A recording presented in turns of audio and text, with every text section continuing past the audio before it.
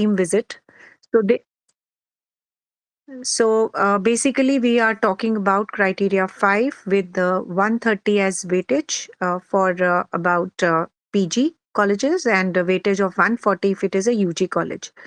So basically we will be talking on the total key indicators, which are 4 in number, with a total matrix of 13 questions.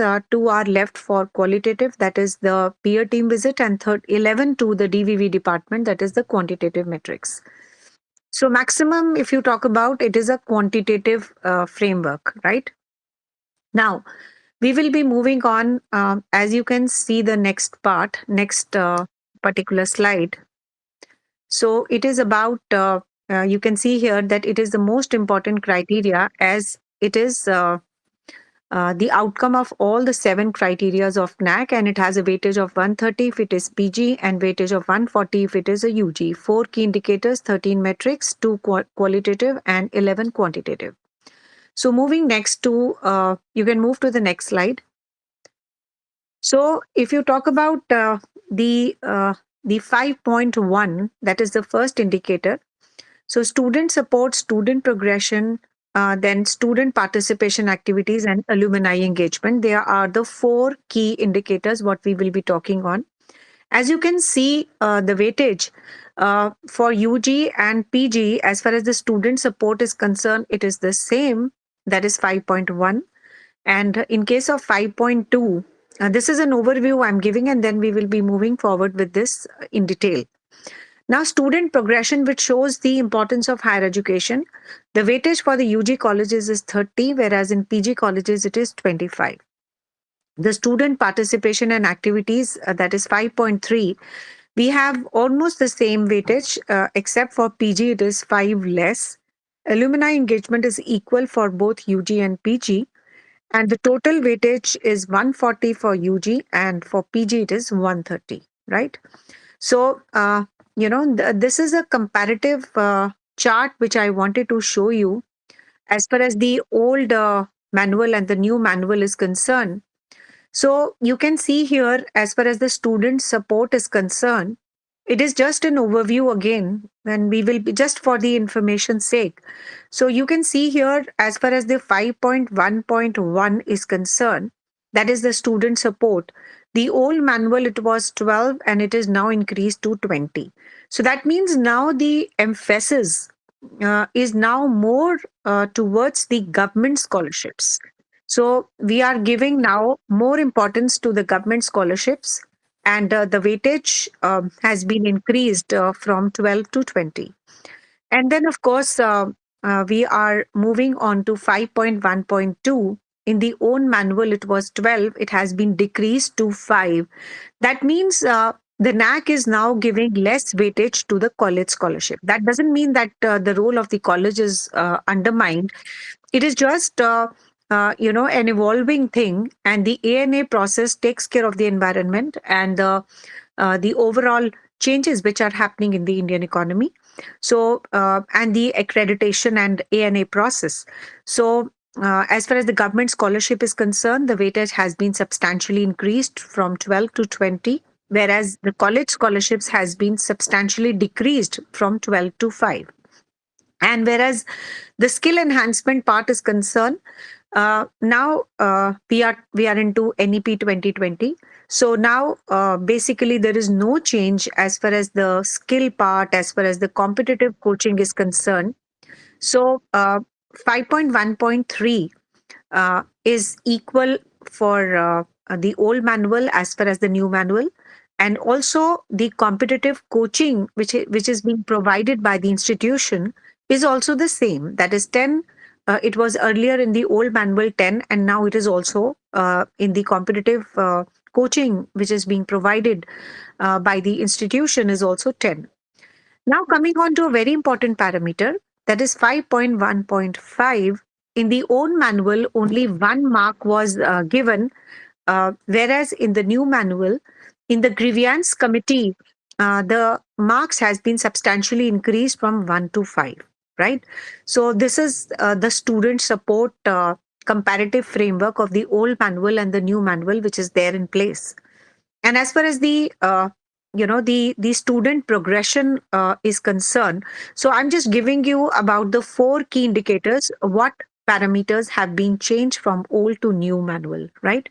So now I'm moving on to, as you have observed and seen, as far as the student support is concerned, the government scholarships have been given quite a substantial importance. The college scholarships have been decreased. The skill enhancement, competitive coaching is the same, and the grievance committee, which has to be in place because of the rise in the crime and rise in the harassment at workplace and rise in the number of the cases. The grievance portal importance has been substantially increased from 1 mark to 5 marks. Now coming on to student progression. Now, the student progression in the old manual, as far as the percentage of the placement is concerned, it has been decreased from 20 to 10 marks. And also, the higher education has been completely, changed from 20 to 15, 10 for in case of PG.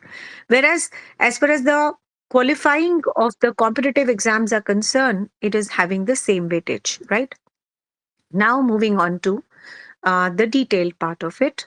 So you can change the slide to yes. So we are now on to 5.1, that is the student support. And what is required in it, and what kind of a matrix it is, and how many marks are assigned to this particular key indicator, that is the student support. So in this key indicator of student support, which carries 50 marks, so 5.1.1, if you talk about, it is the average percentage of students benefited by the scholarship and the free ships provided by the government and the non-government agencies during the last 5 years. So it's a quantitative matrix and it carries 20 marks. For the government fellowships, the knowledge as to when the fellowships are declared is important, and allocation of responsibility must be given to a team. And the team should have one office staff who's capable to handle the information, and one teacher per faculty, or posting of the information on the notice board, on the website, and also by SMS, and reaching out to every deserving student. So, the small sessions on how to fill the forms and the documents which are required, a detailed follow up so that every student fills it up. So, now if you see this particular metrics of 5.1.1 under the key indicator of student support, which carries 50 marks quantitative key indicator. So, what does this mean? Now, the onus of responsibility of this kind of a support system, which needs to be given to the student, lies with the institution. So, career and development cell or any other dedicated department must take up this responsibility, first of declaring about and giving the dates and the information dissemination about the government scholarships and that they are in place, and also the knowledge of how to fill the forms, and the posting of the vital information onto the website, into the classrooms, by the SMS, onto the notice board, etc. So the complete career and opportunity cell, or any nomenclature which differs from institution to institution, must be taken the vital responsibility of reaching out to the best students who can take the advantage of taking up this scholarship amount. I'm actually an NBA assessor. I visit many institutions.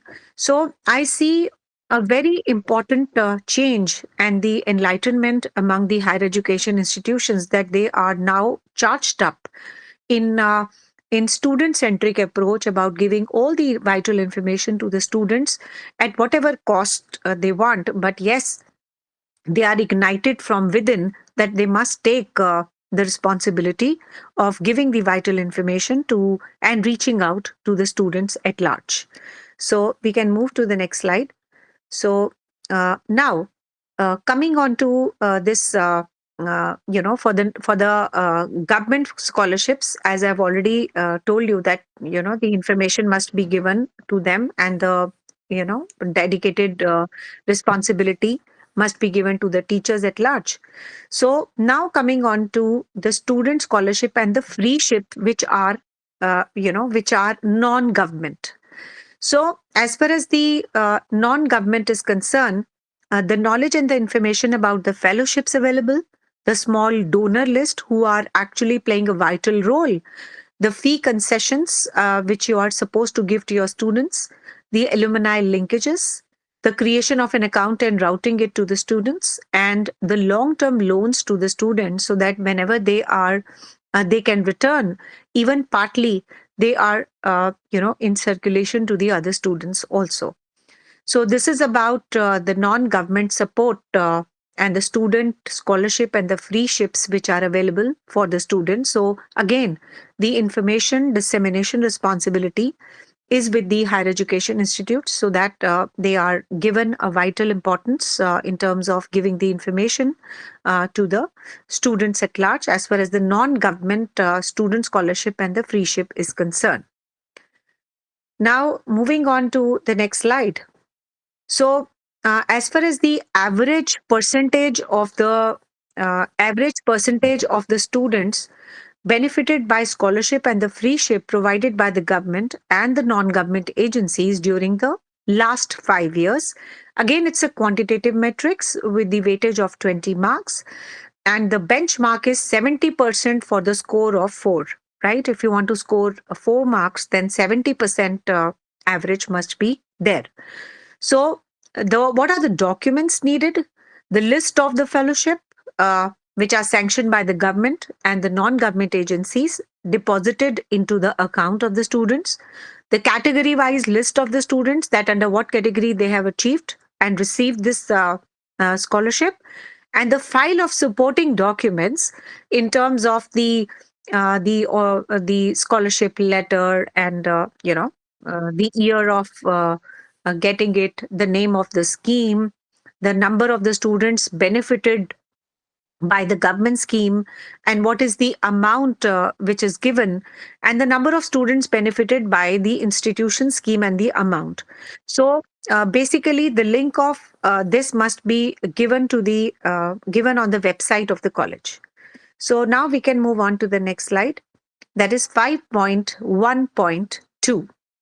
Now, as far as the capacity building and the skill enhancement initiatives taken by the institution is concerned, so we include the following. That is, what initiative and the capacity building initiatives has been taken by the institution in terms of soft skills, the language and communication, the skills, the life skills, that is yoga, physical fitness, health and hygiene, and also about the ICT, computing skills is concerned. So whether the institution is playing a vital role in providing all these activities and all this support to the students or not.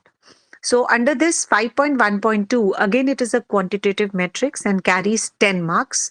So the benchmarking is that 60% of the students each year must be given this kind of a support system to attain the 4 marks, the score of 4, right? So these benchmarking is important. So you must see to it that the 60% of the students must be having these kind of facilities and the capacity building by the institution. So the score there, for achieving a score of 4. Now coming on to, how you're going to map it and measure it. Class-wise allocation of teachers, that is a class teacher for the entire year should be the same. The class-wise allocation of the activities, for example, for first year, yoga and language, communication component is a part of plan and is included in academic calendar and timetable, and keep it as a part of the curriculum and will be conducted at the set time of the year in a planned batch. So what you have to do is that you have to do a proper planning that under what allocation part the communication classes will be given, the yoga and the language classes will be given, the communication classes and also the ICT classes to be given. And, definitely it has to be a part of the curriculum. Keep it as a part of curriculum and will be conducted at the set of the time period. And you must show properly in the timetable that these are the, capacity building and the skill activities what we are doing for the students. And also, in case of the agency is appointed, if you have appointed any agency for taking care of all these activities, then you must, have a record of that, the record of the attendance, the record of the follow-up sessions, and the follow-up mechanism with the class teacher, that to what extent they have achieved the success of having the knowledge of all this. And then implementation schedule with record and follow-up, so that the students do not take it lightly, because if it is mandatory, only then I think the students of the present era will attend. Otherwise, they tend to have more of fun time than of attending all this. So make it mandatory, make it as a part of curriculum, make it as a part of timetable, make it compulsory for them to attend. And of course, you also have to, take a, session in terms of the follow up session, so that the student they don't take it lightly, and make it as a part of your prospectus, brand it as an important aspect of organization, that we are into the capacity building, skill enhancement. These are the key features of NEP 2020 also. So let's move on to the next slide. The proofs which are expected as far as the data validation department is concerned, because again it's a quantitative metrics, and we need to we need to show it to the data validation department, since it's a quantitative metrics and the third party validation is there.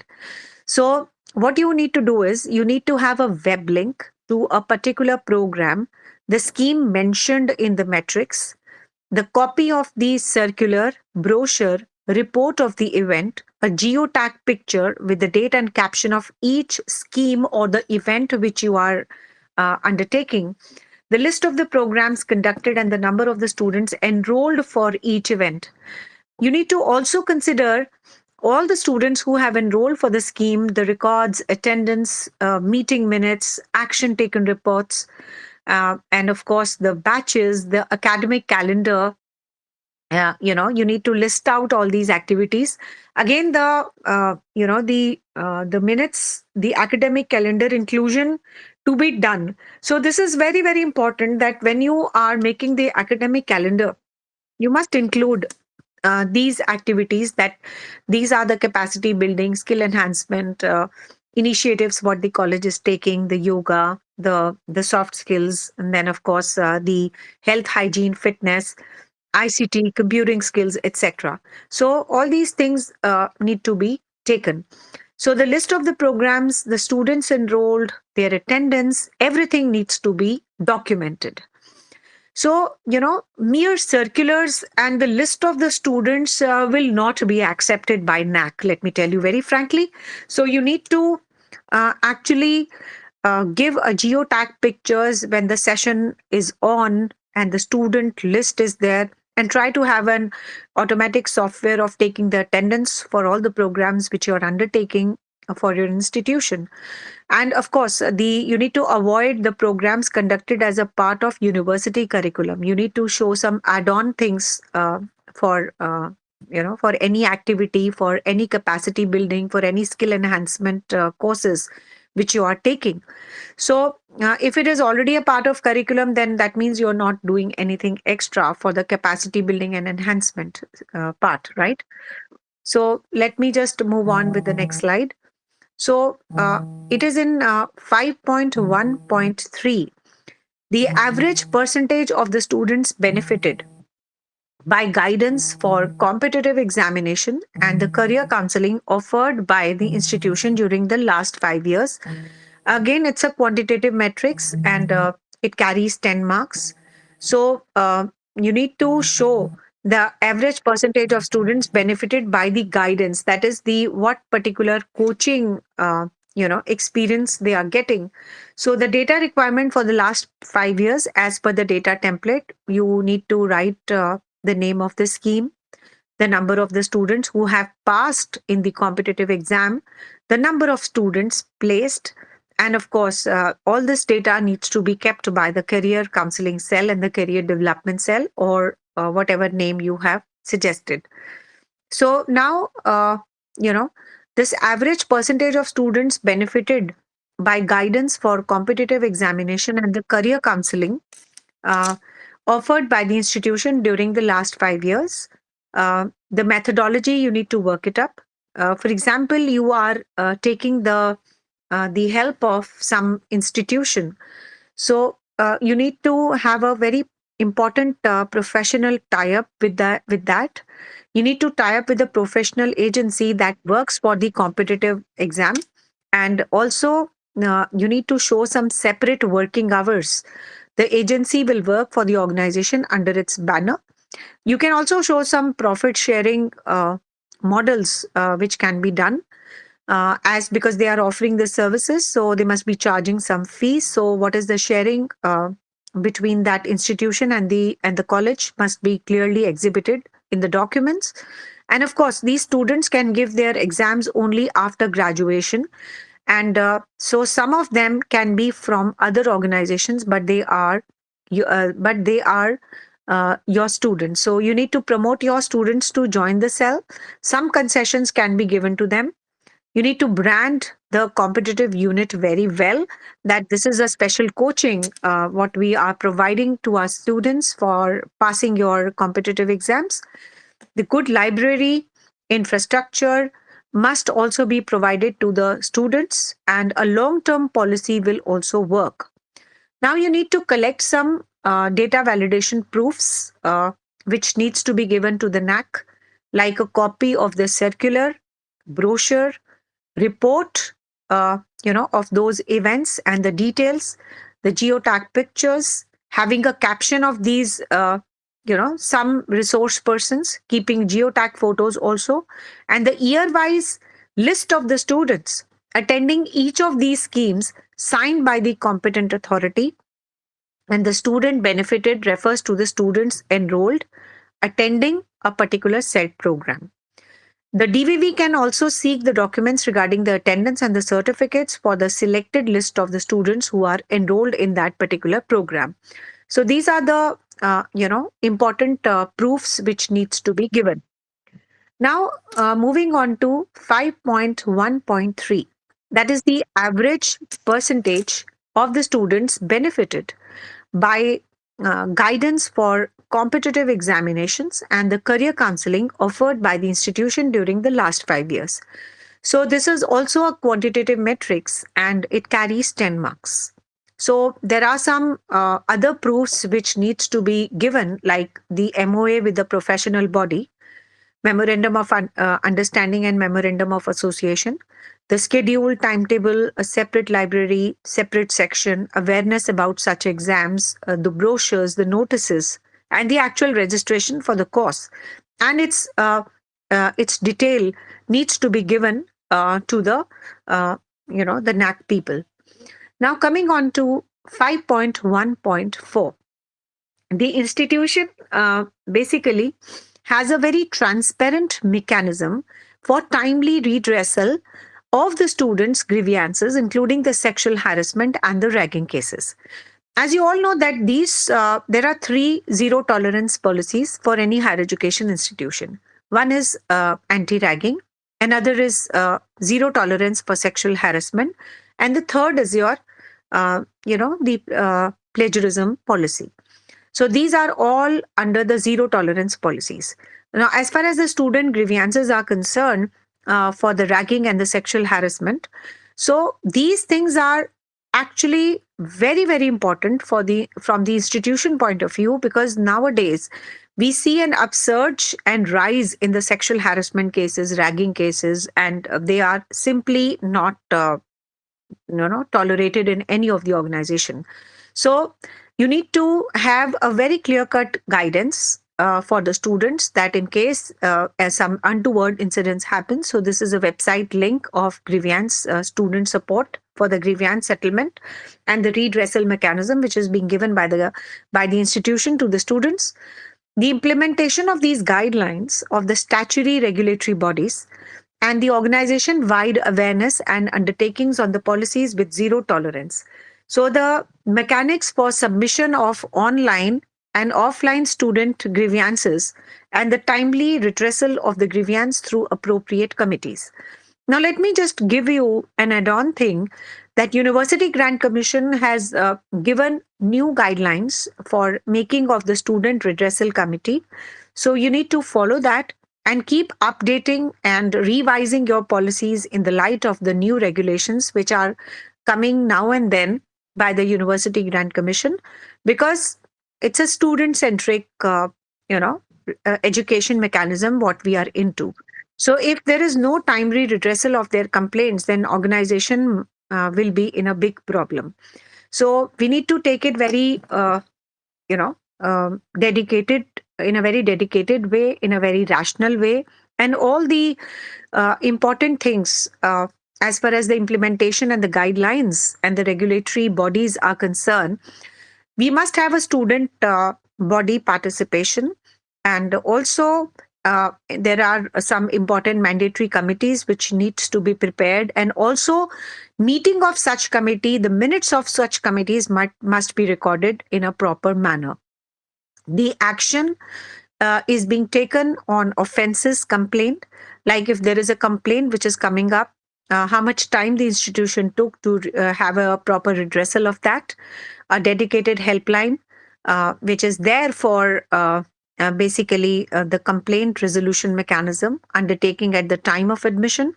Every student must sign this anti-ragging form, and also must be given a complete information about the helpline numbers, the grievance settlement mechanism, and all of the above.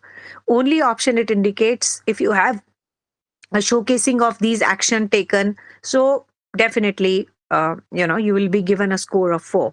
And the website must have a redressal aspect, and a complaint can be launched with the help of it. So you must have a online system, and that online system must be a working system. It should not only be reflecting a student redressal portal or a button, but if you actually have a working button, then it will be good for the institution, and you will be given due credits for that. So as far as the grievance policies and the sexual harassment and the ragging cases are concerned, the institution must be very sensitive about taking care of these sensitive issues. Since I am a posh trainer and regulation 15 and 16, I give a lot of training to the higher education institutions for these policies. I make the gender policies, and also take some making of the student redressal mechanism, and how we can take up this, and how to sensitize, how to make a campus a safe place to work and study. So I'm a part of the sexual harassment Saksham portal guidelines of University Grant Commission. So I take all these things very, very diligently, and also work on these, and also give a hand holding to the higher education institutions, that how they can make their campus a safe place to work. So now coming on to 5.1.4, that is, the institution has a transparent mechanism for timely redressal of the student grievances. Now coming on to the DVV documents which are needed to be given for the data validation department. Now the minutes of the meetings of the student redressal committee, the prevention of sexual harassment committee, and the anti-ragging committee. So basically the circular web link, committee report justifying the objective of the matrix, the proof of the constitution of the internal committee.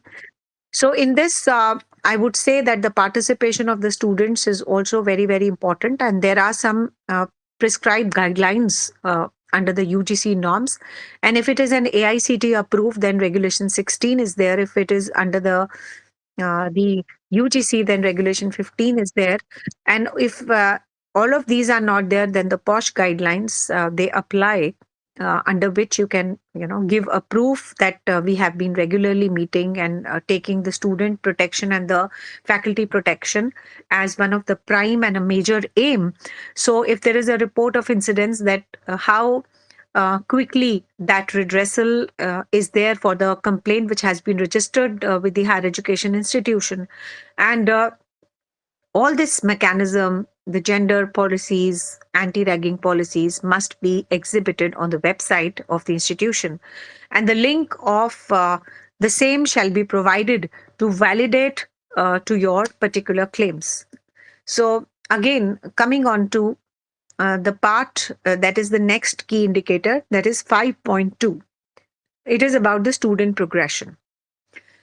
Now you can see here there is a increase and a decrease part, what I've shown here, that in case of the student support, in case of the government scholarship, we have already discussed that there is a increase from 12 to 20. For college scholarship, it has been reduced from 12 to 5.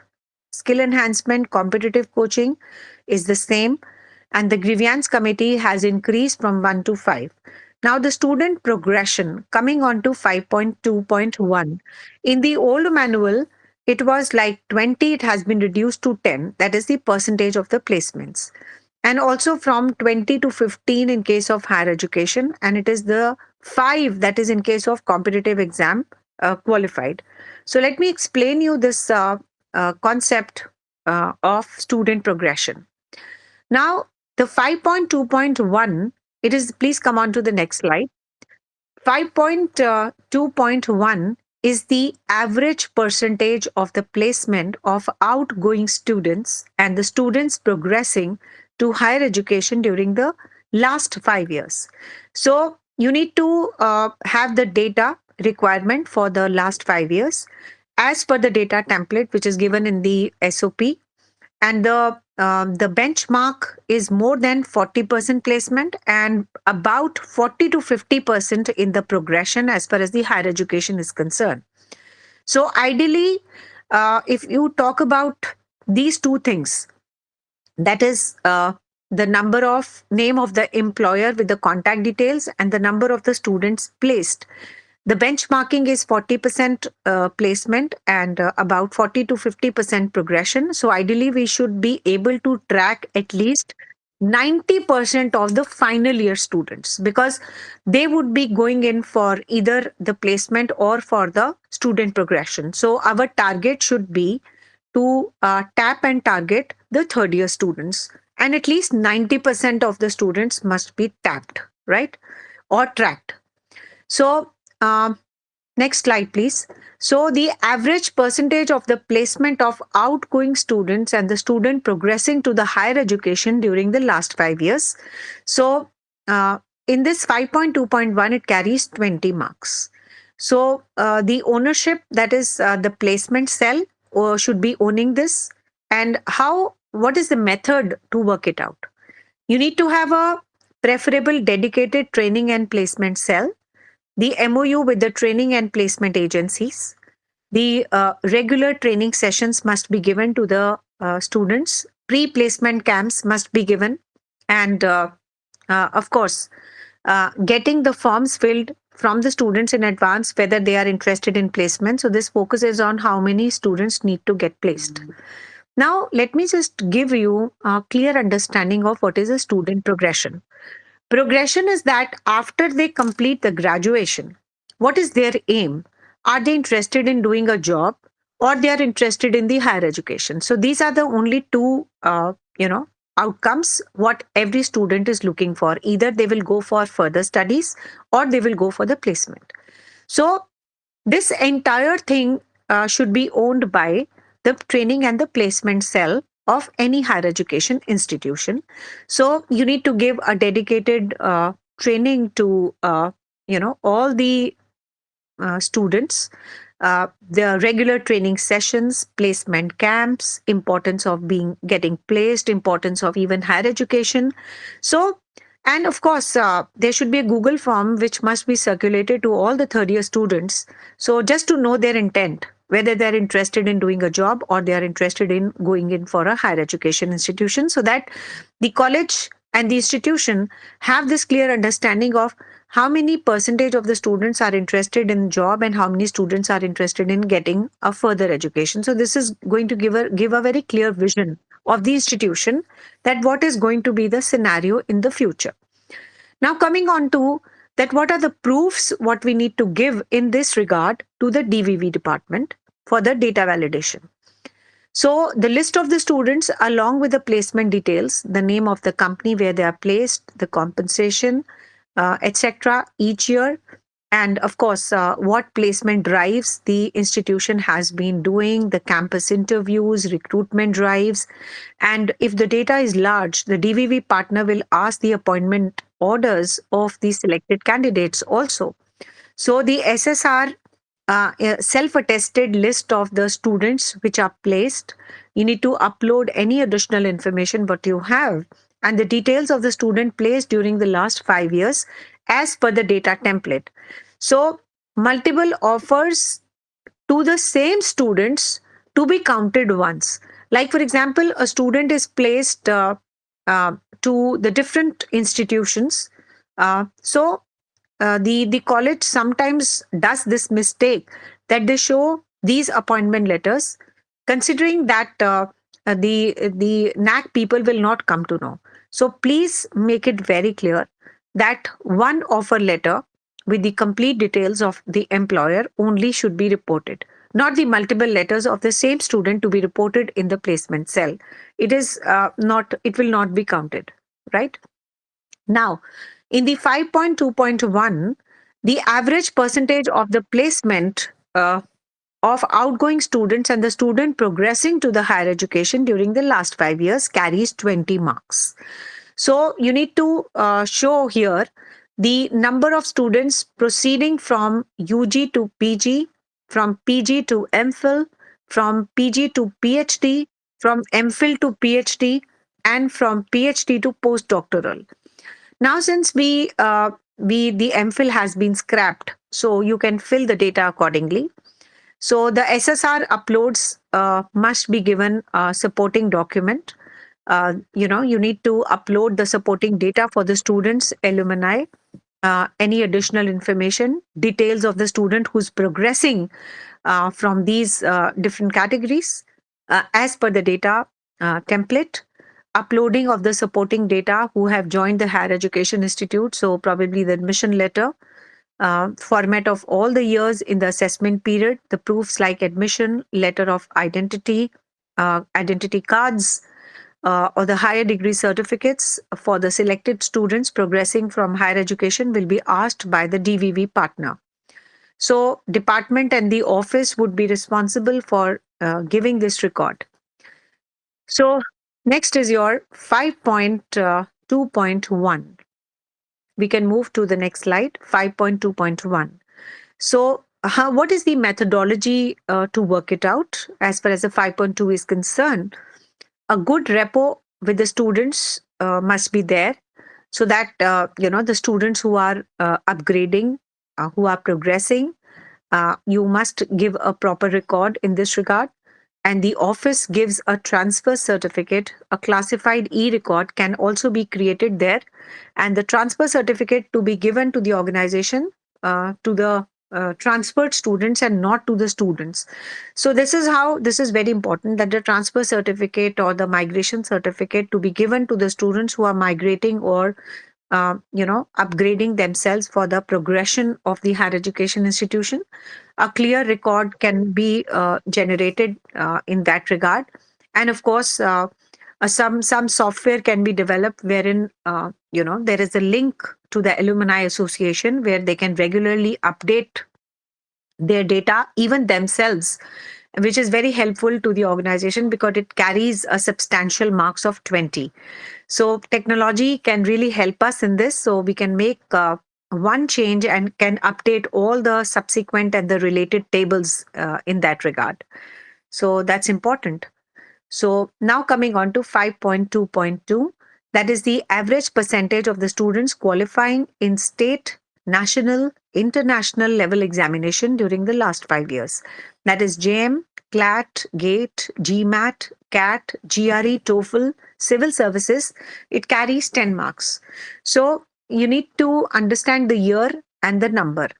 So the number of the students appearing in these exams and the DVV for the last 5 years. So the DVV will be requiring a list of those students under the different categories, qualifying certificates of the students taking the examination year wise under each category, which is not acceptable. In the absence of a certificate, a claim will not be considered. Exams conducted for job recruitment other than the examination conducted by state central government not to be included. So ownership again is by the department. The department has to be very clear about the students who are qualifying, the percentage of the students who are qualifying under these categories. So um, a very important data has to be gathered and collected in this regard.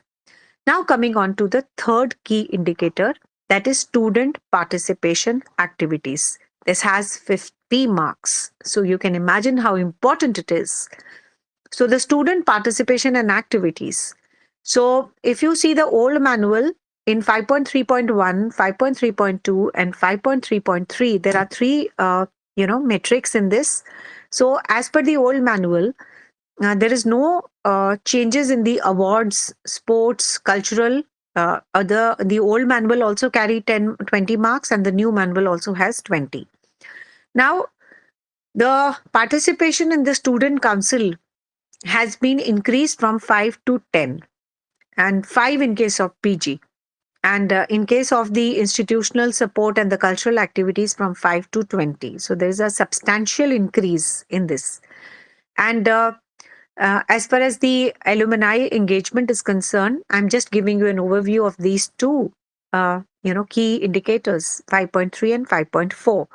So, in case of alumni association registration, earlier the old manual carried 4 marks, but now it has 5 marks, and the alumni contribution has also increased from 4 to 5. So, let us explain these concepts and these key indicators and metrics one by one. So, first I'll take up the SPA, that is student participation and activities, which carries 50 marks. So, the number of awards, medals for outstanding performance in sports, cultural activities at the university, state, national, international level, effort for a team event should be counted as one. So, this needs to be taken care of during last 5 years. It carries 25 marks. So the benchmark is that 1 to 2% of the students earning medals. So what is the data requirement for last 5 years? The name of the award or the medal, which university, state, national and international is giving this award, whether it is being given for sports or the cultural. Now, as far as the uploads and the DVV department is concerned, in this particular metrics, that is 5.3.1, is you need to have the e-copies of the award letters and the certificates, which you need to be uploading, and only the inter-university or the state, national and international achievements will be considered. Participation in Republic Day Parade at Rajpath, New Delhi by NCC cadets. Award for a team event should be counted as one, and any additional information. So, the number of awards, medal for outstanding performance in sports, cultural activities at university, state, national, and international level during the last 5 years. So, the data template. So, participation, appreciation, and awards from the regional, local, institutional level should be avoided. So, this appreciation and participation certificate does not mean that you have earned a medal or an award. So, they should not be taken into consideration. Award for intra or inter institutions will not be considered. So, this is a very clear, data, and this presentation will be shared to you after the lecture is over. I request the participant to share this information to all the participants so that we have a good takeaway in this case. So next is your 5.3.2. That is the institution facilities, the student representation and engagement in various academic, co-curricular and extracurricular activities. So it carries 25 marks and it is a qualitative metrics. So the peer team visit will be giving it a look, and importance in this regard is not by the DVV department but by the PTV. That is the peer team visit. So what it is there and how it is important will be taken care of. The data requirement is this, that you need to list and report the events along with the photographs appropriately dated and captioned each year, that it belongs to which year. Then the file description will be given as a report of the event, upload any additional information, number of sports and cultural events, competitions in which the student of institution participated during last 5 years, organized by institution other than institution's data template, upload a copy of circular brochure indicating such kind of activities, the list of the students participated in different events each year, and the special instructions is that all the activities, uh, you know, all the activities conducted under an event will be counted as one event. So, for large data, DVV will ask to seek the participation certificates of selected students. Event cannot be split into different activities. That's very important to be taken care of. So, the competitions organized by the institutions without the participation of their own students will not be considered here. So, that's also very, very important. So again, the department coordinator, cultural committee, and the director physical education, they own this particular metrics. So the key to success I have noted here, you need to declare the events well in advance so that people know about it. You need to promote them through student council, advertise it very well, see that participation is the maximum, and have a large number of events, have a diverse events which encompass various types of students, and keep the proper record. So benchmarking is more than 40% of the students, they participate in such events. Now coming on to the last key indicator, that is the alumni engagement, which carries 10 marks. So there is a registered alumni association that contributes significantly to the development of the institution through the financial and other support services. So it's a quantitative matrix which carries 10 marks. Registered alumni must about 1 lakh per year, and the fund utilization to be shown in the in your accounts. So ownership, this particular matrix will be owned by alumni association, and important aspect is that the alumni alumni of the organization must be registered, so that's a prerequisite.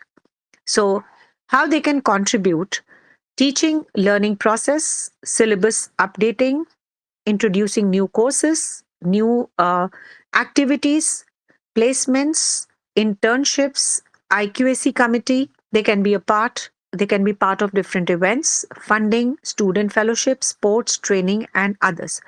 So that's you can always ask them to be in touch with the current students so that the current students get a mileage of their being present. How to be in touch with the alumni? This is very important. Alumni starts contributing when it becomes independent, that is about 12 years. Be in touch through e-newsletters, events, call them as a guest, give them Alumni Achiever Award, keep a note that the trust accept the funds, showcase the process like poor student support, library book donation, internship activities, placement support, so that they feel that their contribution can be significantly helping the institution building.